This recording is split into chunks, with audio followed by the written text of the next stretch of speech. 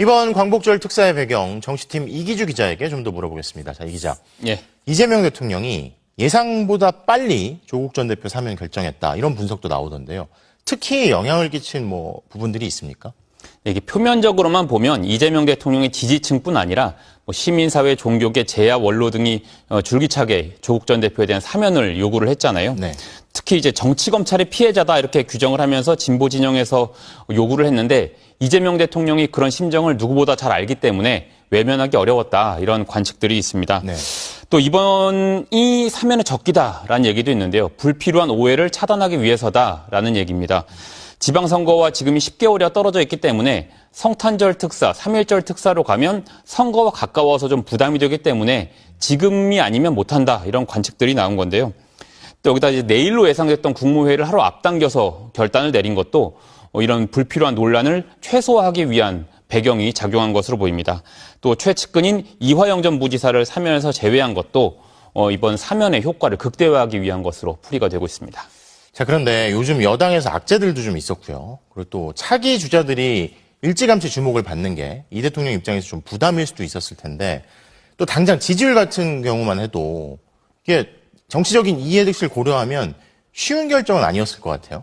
네, 이재명 대통령 입장에서만 보면 이해득실을 따질 때 이번 사면이 과연 정치적으로 이익이냐라고 네. 보면 좀 의문이 좀 드는 대목이 있습니다. 네.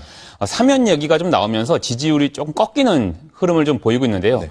오늘 발표된 리얼미터 여론조사를 보면요. 56.5%를 기록을 했습니다. 일주일 사이에 6.8%포인트가 하락을 한 건데요.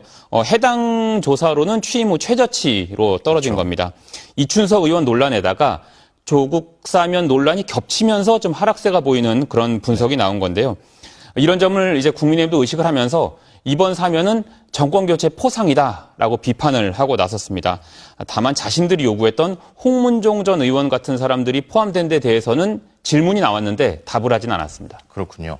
자, 이제 광복절 새벽이면은 조국 전 대표가 출소를 할 텐데요. 네, 나오게 됩니다. 당장 행보가 관심이잖아요. 지방선거 관련해서도 얘기들이 좀 흘러나오고 있는 것 같고 공개 행보는 언제쯤 이루어지겠습니까? 당장 그날 저녁에 국민 임명식이 있습니다. 그래서 거기 참석하는 것 아니냐 이런 얘기도 나오고 있는데 조국혁신당에서는 아직 첫 일정이 확정된 건 없다라는 입장을 밝혔습니다. 네.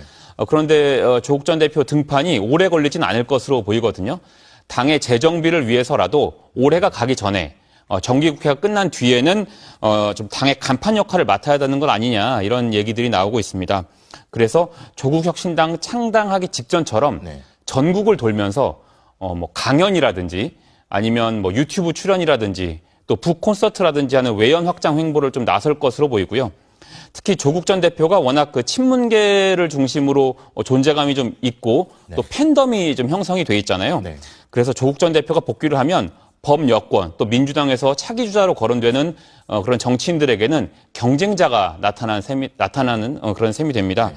그렇다 보니까 선거를 위해서라도 두 당이 합당을 해야 된다라는 얘기가 민주당 안팎에서 지금 나오고 있는 상황입니다. 네, 그렇군요. 정치팀 이기주 기자 잘 들었습니다.